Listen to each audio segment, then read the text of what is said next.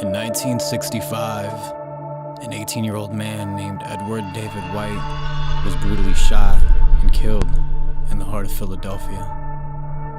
The corner of 53rd and Locust served as an outpost for the local gang members. The unnamed gang was known to be less than kind of tourists, and on September 30th, 1965, Edward David White would be the recipient of their latest message. Edward was a young man trying to get a start in life, meanwhile trying to feed his 8-month-old son and wife, who was pregnant at the time with a baby girl. On his daily commute home from work, Edward quickly stopped at the grocery store searching for milk and bread to feed his family. On the corner of 53rd and Locust, Edward was approached by a boy who looked much younger than him. The young boy balked at Edward. "What do you think you're doing on our turf?" Seconds later into their feud, Edward was shot and pronounced dead by a gunshot wound. The team responsible for the murder was none other than ex-chairman at Nike, Larry Miller. This moment in time would lay the foundation of Nike's murky past and lead a generation of serial killers to do it.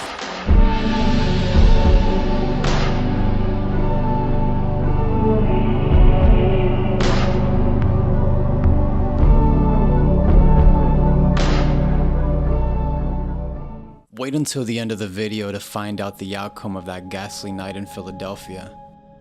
Hello YouTube, my name is Potter DGF and I have an unnatural fascination for footwear. And this fascination for footwear has led me astray into a dark place, but I'm now certain that Nike has a lot more than just sneakers hidden away in their closet. Before 1988, Nike was a brand in search of its identity, until the fated moment that would redirect Nike's trajectory finally came to fruition.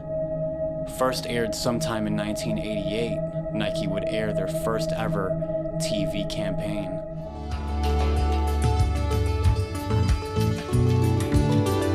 I run 17 miles every morning.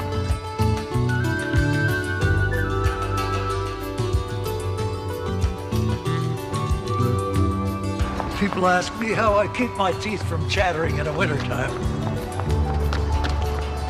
I leave them in my locker.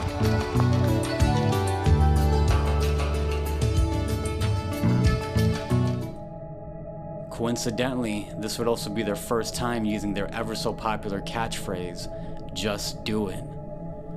On the surface, it appears like a whimsical and lighthearted catchphrase, but believe me when I tell you that the true inspiration behind this slogan is a lot more cynical than you think.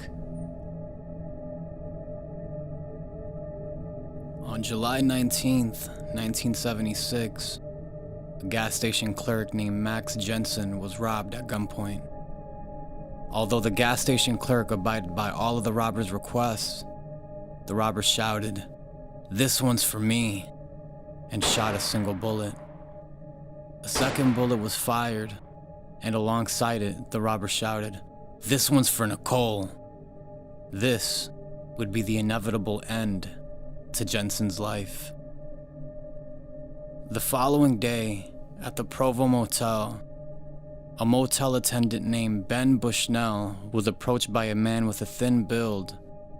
Moments later, he would discover that the man was not a customer, but a murderer with a taste for blood. The man pulls out a .22 Browning automatic pistol and shouts at the man to give him every last bill in the cash box. Once the money was in the robber's possession, he yelled at Bushnell to get on the floor. The robber had Bushnell right where he wanted. He pulled out a muzzle and placed it on the clerk's head. He would then fire a bullet directly into Bushnell's skull, ending this young man's life. A woman walks in crying, knowing her lover had just been slain. The robber steps out of the motel lobby, found the closest bush, and discarded of the murder weapon. This would be the fatal moment that led to the suspect's arrest. In need of leads, local Utah police received a phone call from a woman named Brenda Nicole. This woman confessed to the police that her cousin Gary Gilmore was the person responsible for the recent murders. Gary was a troubled individual who had just served a 15-year sentence. Feeling guilty for taking the lives of those two men, he told the court that he deserved a death sentence. Gary's wish for a death sentence was granted, and his execution would take place on January 17, 1977. The murderer chose to leave this world guns blazing, and a fire squad was elected to bring Gary to his final moments.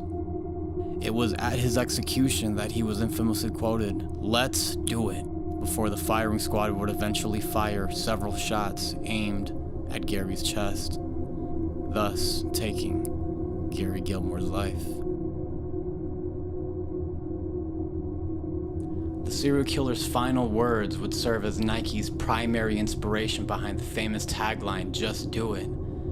This year marks the 25th anniversary of the slogan and is translated in over 100 countries.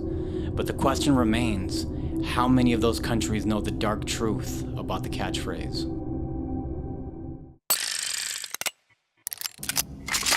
My body is my weapon.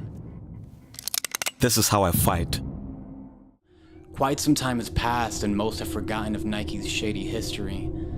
The commercial Just Shown was initially broadcasted in 2011, describing the athletes depicted as weapons. Unbeknownst to Nike, one of the athletes portrayed in their latest advertisement would take this message literally. The athlete shown is a 6-time Paralympic champion who lost both of his lower limbs at the age of 11 months due to a congenital defect. His name is Oscar Pistorius, a South African athlete renowned worldwide. After filming Nike's latest commercial, Oscar would later give the term, "Just do it," a whole new meaning. In the early hours of Valentine's Day 2013, Oscar hears a sound inside his home. He turns his head towards the clock and realizes he is right in the middle of scary hours. The time is 3 a.m. Without haste, the athlete cautiously steps out of bed. The sound was getting increasingly louder, so worried as he was, he decided to leave his prosthetics behind. However, he did equip himself with a 9mm pistol. Unaware that his girlfriend Reva Steenkamp was not in bed, he decided to do some further investigation of the eerie sounds. The athlete noticed a shuffling sound from one of the bathrooms near his bedroom. Scared as he was, he decided to holster up his weapon and aimed right at the bathroom door. Without hesitation, Oscar fired 4 bullets directly at the bathroom door. Behind the bathroom door was the love of his life, drowned in a sea of blood. In a state of panic, Oscar runs towards the balcony outside his bedroom and pleads for help. "Help! Help! Help!" he shouts, for he has just murdered the love of his life. His shout for help would not bring her back, but the screams did alert the authorities. Local police would shortly arrive at the residence and immediately handcuff the 6-time gold medalist. The Nike athlete was charged with manslaughter for the murder of Reva Steenkamp. Oscar was to commence his 13.5-year jail sentence at the Atteridgeville Correctional Center. Under South African law, the athlete is eligible for parole now that he has served more than half of his time. Unfortunately for Oscar, he has yet to be granted release. While it's apparent that Nike has been tied to several murders spread across several countries, none has broken the morality scale quite like the hiring of Larry Miller. Larry Miller was the assailant in the 1965 murder we spoke about right at the beginning of this video. The executive served a shortened sentence due to his age. It would be at the State Correctional Institution at Camp Hill, where he would earn his GED. After a short 5-year sentence, Larry would become a vice president at Nike and even had a brief stint as the president of the NBA team the Portland Trailblazers. Nike's track record has proven that the brand is far from fearful about its evil dealings. It's only a matter of time before we see Nike in the headlines, alongside homicidal company. Until then, I'd like to thank all of you that have made it this far into the video. If you've enjoyed this video, please help the channel by subscribing, liking, and commenting if you want a part 2 of the series. If I see enough of you requesting this video, I may just do it. This is Potter signing out, and peace.